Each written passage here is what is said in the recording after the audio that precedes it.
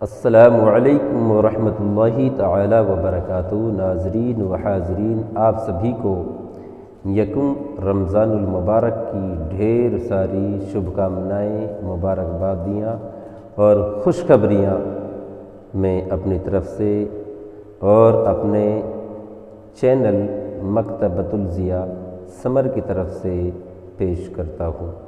اللہ تبارک و تعالی اس ماہ رمضان کو اور اس ماہ صیام کو اور اس رحمت بھرے عشرے کو ہمارے لیے مبارکباد فرمائیں۔ اب میں کچھ ضروری مسائل اور رمضان شریف کے تعلق سے، جو فیضان رمضان ہے اس کے تعلق سے آپ کی بارگاہ میں عرض کرنا چاہتا ہوں، اور ایک جو ہمارے ذہنوں سے مسائل اوجھل ہے اس کے تعلق سے بھی آپ کے سامنے باتیں کرنی ہیں۔ تو اللہ تعالیٰ آپ کو یہ مہینہ مبارک فرمائے اور آپ کے لیے تراویاں بھی مبارک فرمائے اور آپ کے لیے ڈھیر ساری کامیابیاں نصیب فرمائے۔ تو میرا نام اصغر حسین قادری سمری ہے۔ تو دیکھیے، تو میں یہ عرض کر رہا ہوں کہ روزہ کیا ہے، روزہ کیا ہے اور روزے کی فضیلت کیا ہے۔ میٹھے میٹھے اسلامی بھائیوں، خدائے رحمان عز و جل کے کروڑ ہا کروڑ احسان کہ اس نے ہمیں ماہ رمضان جیسی عظیم نعمت سے سرفراز فرمایا۔ ماہ رمضان کے فیضان کے کیا کہنے، اس کی تو ہر گھڑی رحمت بھری ہے۔ اس مہینے میں اجر و ثواب بہت ہی بڑھ جاتا ہے۔ نفل کا ثواب فرض کے برابر، فرض کا ثواب 70 گنا کر دیا جاتا ہے۔ ایک حدیث کے مطابق ایک بار درود شریف پڑھیں تو 1,00,000 درود شریف کا ثواب ملتا ہے۔ ایک اور حدیث میں آتا ہے کہ جو کوئی رمضان المبارک میں ایک بار سبحان اللہ کہے اس کو اس قدر ثواب ملے گا جو غیر رمضان میں 1,00,000 بار سبحان اللہ کہنے پر ملتا ہے۔ ایک روایت کے مطابق عرش اٹھانے والے فرشتے روزہ داروں کے لیے، روزہ داروں کی دعا پر آمین کہتے رہتے ہیں۔ ایک روایت کے مطابق رمضان کے روزہ دار کے لیے دریا کی مچھلیاں تک بھی دعائے مغفرت کرتی رہتی ہیں۔ روزہ دار کے لیے دریا کی مچھلی بھی دعائے مغفرت، یعنی کہ اس کی بخشش کی اور مغفرت کی دعائیں کرتی رہتی ہیں۔ روزہ باطنی عبادت ہے، ظاہری نہیں، باطنی عبادت ہے، جو چھپی ہوئی عبادت ہے، کیونکہ جب تک ہم کسی پر ظاہر نہیں کرتے کسی کو یہ علم نہیں ہو سکتا کہ ہمارا روزہ ہے۔ اور اللہ عز و جل باطنی عبادت کو زیادہ پسند فرماتا ہے، جیسا کہ حدیث پاک میں مدینہ کے سلطان صلی اللہ علیہ وسلم کا فرمان عالی شان ہے کہ اللہ عز و جل کی راہ میں پوشیدہ یعنی چھپا کر 1 پیسہ دینا ان 7 پیسوں سے افضل ہے جو ظاہر میں دیے جائیں۔ اس مبارک مہینہ کی ایک خصوصیت یہ بھی ہے کہ اللہ عز و جل نے اس میں قرآن پاک نازل فرمایا ہے۔ کیا ہے؟ اس مہینے کی ایک خصوصیت یہ بھی ہے کہ اس مہینے میں ہی اللہ تعالیٰ نے قرآن پاک کو نازل فرمایا ہے۔ چنانچہ قرآن مجید میں اللہ عز و جل کا نزول قرآن اور ماہ رمضان کے بارے میں فرمان عالی شان ہے۔ شہر رمضان الذی انزل فیہ القرآن ھدی للناس وبینات من الہدی والفرقان فمن شہد منکم الشہر فلیصمہ وَمَا كَانَ مَرِيضًا أَوْ عَلَى سَفَرٍ فَعِدَّةٌ من أيام أخر يريد الله بكم اليسر ولا يريد بكم العسر ولتكملوا العدة ولتكبروا الله على ما هداكم وَلَعَلَّكُمْ تَشْكُرُونَ۔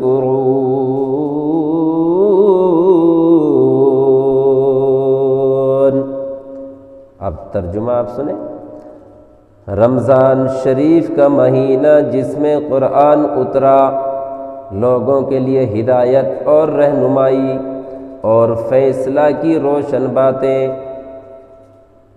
تو تم میں جو کوئی یہ مہینہ پائے ضرور اس کے روزے رکھے، جو بیمار یا سفر میں ہو تو اتنے روزے اور دنوں میں اللہ عز و جل تم پر آسانی چاہتا ہے اور تم پر دشواری نہیں چاہتا، اور اس لیے کہ تم گنتی پوری کرو، اللہ عز و جل کی بڑائی بولو، اور اس پر کہ اس نے تمہیں ہدایت کی اور کہیں تم حق گزار ہو۔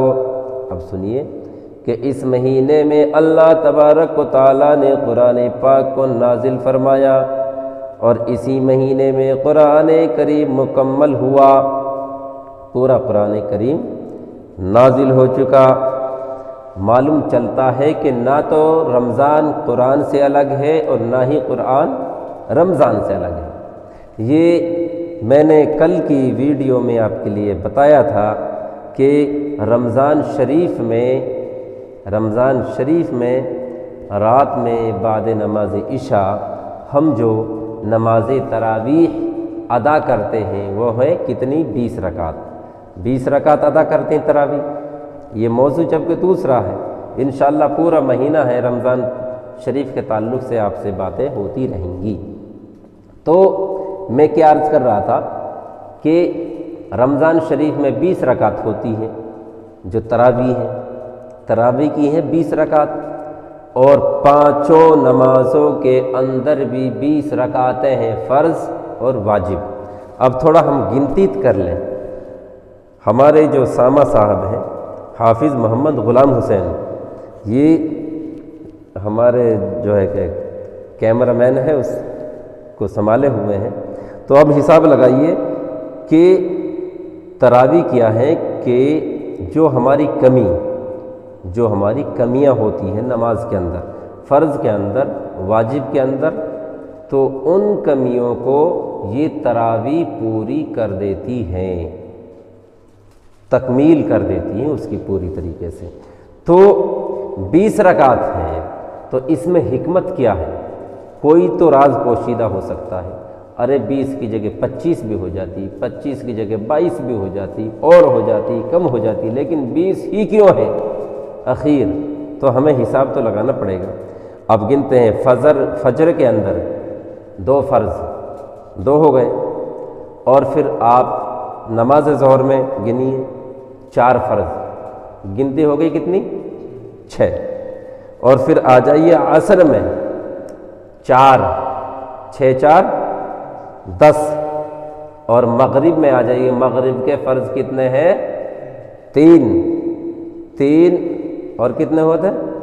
13، اور عشاء کے اندر فرض کتنے ہوتے ہیں؟ 4 17، اور واجب وتر کتنے ہو گئی؟ 20، اور تراویح کتنی ہے؟ 20۔ تو ان کی کمی کو پورا کرنے کے لیے یہ تراویح ہے۔ تو یہ سنت تراویح ہے، سنت مؤکدہ۔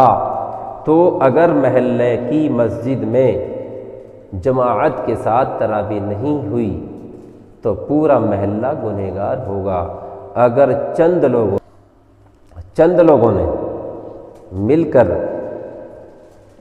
تراویح کی نماز کو جماعت کے ساتھ ادا کر لیا تو پوری بستی بری الذمہ ہو جاتی ہے۔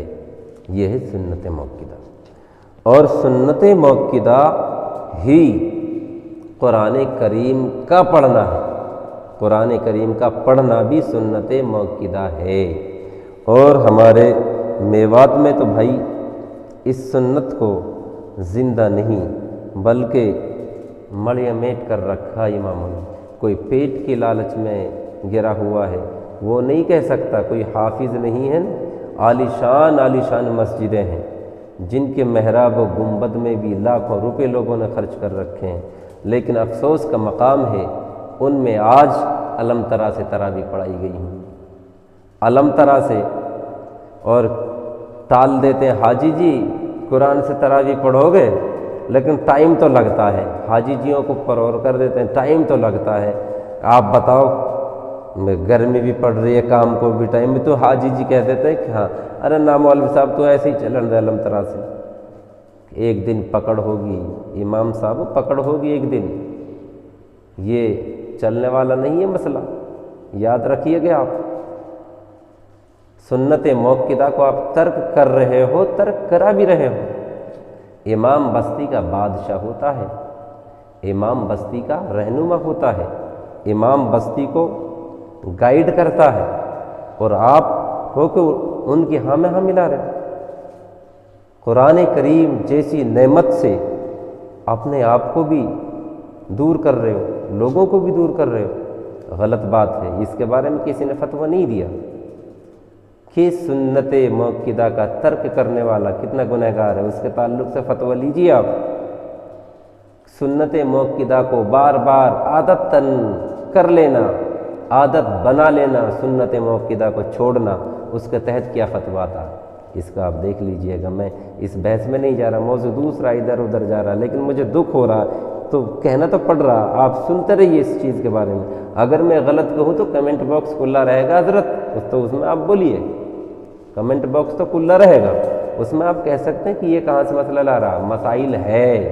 کل بھی میں نے آپ کو بتایا تھا میرے عزیزوں میرے دوستوں، وقت ہے، ابھی رمضان گزرے نہیں ہے، رمضان کی ابتدا ہے، اللہ کے واسطے اللہ سے ڈریے، خوف خدا اپنے سینوں میں بسائیے، اور میرے آقا علیہ الصلوۃ والسلام کا یہ فرمان نہیں سنا آپ نے کہ جو میری ایک سنت کو زندہ کرے، جو میری ایک سنت کو زندہ کرے اسے 100 شہیدوں کا ثواب عطا فرمایا جاتا ہے۔ تو اب آپ پوچھئے کہ بھائی آپ کے گاؤں میں قرآن کریم سے تراویح کتنے دن ہو گئے؟ واہ مولوی صاحب آج تک کا انہیں پڑھائی نہ، آج تک کا انہیں پڑھائی نہ۔ پھر مولوی صاحب سے پوچھیں مولوی صاحب وہ تراویح کہیں سے پڑھا رہے ہو؟ تو وہ مولوی صاحب کہہ رہے ہیں کہ واہ مولوی صاحب آج تک ان نے سنی نہ ہے۔ وہ کہہ رہے ہیں کسی نے آج تک پڑھائی نہ، مولوی صاحب کہہ رہے ہیں آج تک ان نے بھائی کہی نہ ہے۔ نہیں، غلط ہے، آپ بھی برابر کے ذمہ دار ہو اس غلطی میں، اور آپ بھی برابر کے ذمہ دار ہیں اس غلطی میں۔ اس پہ فتویٰ نہیں ہے، آپ فتوے تو بہت لگاتے، اس پہ فتویٰ کیوں نہیں لیا؟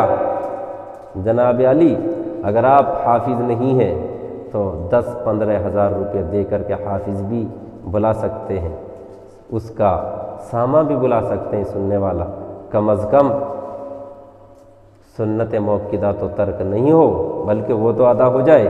اور جو رمضان شریف میں حافظ اپنے گھروں پر بیٹھے ہوئے ہیں، جن کو جگہ تک نہ لگی ہے، قرآن کریم میں محنت کر رہے ہیں، اور وہ سوچتے ہیں کہ کاش مجھے میرے ہی گاؤں میں جگہ مل جاتی، افسوس ہے بستی والوں، میرے دوستوں، میرے بھائیوں، اگر میری بات کو آپ سن رہے ہو تو آپ پر یہ لازم ہے، اس کے گناہ میں برابر کے شریک آپ بھی رہیں گے، کیونکہ امام نہیں کہے گا آپ سے، اس کو تو ڈر ہے کہ میری سال بھر کی کمائی ہے، سال بھر کی آمد ہے، اور ایسا نہ ہو یہ کٹ جائے، حافظ جیوں کو اور سننے والے کو اسی میں سے دے دیں، الگ سے 100 اور ڈال دو، 100-150 روپے اور بڑھا دو، کم از کم اللہ اور اس کے رسول کی گرفت سے تو آپ بچ سکو۔ آپ کے محلے میں حافظ ہے، آپ کے گاؤں میں حافظ ہے، لیکن جو حافظ ہے وہ بیچارہ در بدر پھر رہا ہے، اور ایک میاں جیوں کو آپ نے آگے کو مسلح دے رکھا۔ مجھے دکھ نہیں ہے ان سے، دکھ یہ ہے کہ اس سنت کو مردہ کر رکھا ہے۔ آپ گاؤں آگے بڑھیے، اگلے گاؤں جائیے تو وہاں بھی علم تراز ہے، آگے بڑھیے وہاں بھی علم تراز ہے، 80-80 ہزار روپے مل رہے نذرانہ، 60-60 ہزار روپے مل رہے نذرانہ۔ تو کیا آپ نے یہ نہیں سوچا کہ اللہ کی پکڑ بھی آئی ہے؟ لیکن اب یہ پول جو ہے کوئی نہ کوئی حافظ آپ کو کہے گا، یہ بات چلنے والی نہیں ہے۔ استاذو معاف کیجئے مجھے، اگر آپ کو غلط لگے تو میں تو کہہ رہا ہوں کتاب سے، کل بھی میں نے کتاب سے ایک حوالہ دیا تھا، آج بھی ایک کتاب سے ہی حوالہ ہے، اور برا لگے تو آپ کمنٹ باکس میں کہہ دیجئے جو کچھ کہنا۔ چلیے خیر، تو میں یہ عرض کر رہا تھا کہ قرآن کریم کیا فرمایا، اس مہینے میں ایک خصوصیت یہ بھی ہے کہ اللہ تعالیٰ نے قرآن پاک نازل فرمایا، اسی مہینے میں قرآن مجید کا نزول ہوا اسی مہینے میں، تو اسی مہینے میں اس کی تلاوت بھی کی جائے، اسی مہینے میں قرآن کریم کا عروج جو بڑھ رہا ہے اس کو پڑھ کے بھی سنایا جائے، لیکن نہیں، الم ترا کیفا، اور تعریفیں ملتی ہیں آپ لوگوں کی، 15 منٹ میں سنا دیتے ہیں، پوری تراویح کر دیتے ہیں، 15 منٹ میں 20 رکعت کر دیتے ہیں، 13 منٹ میں 20 رکعت کر دیتے ہیں۔ کیا آپ قاعدہ نہیں پڑھتے، عطیہ شریف نہیں پڑھتے، آپ رکوع میں کیا پڑھتے ہیں؟ مطلب 15-20 منٹ میں 20 رکعتوں کو پڑھا دے رہے ہو، اللہ اکبر۔ خدا کا خوف کیجئے دوستوں، اللہ کے لیے مان جائیے، نہ تو کرتے رہیے، کوئی نہ کوئی حافظ آپ کی بستی میں آئے گا، وہ آپ کو ٹوکے گا بیر کے۔ چلیے اب اس بات کا موضوع یہاں ختم ہوتا ہے۔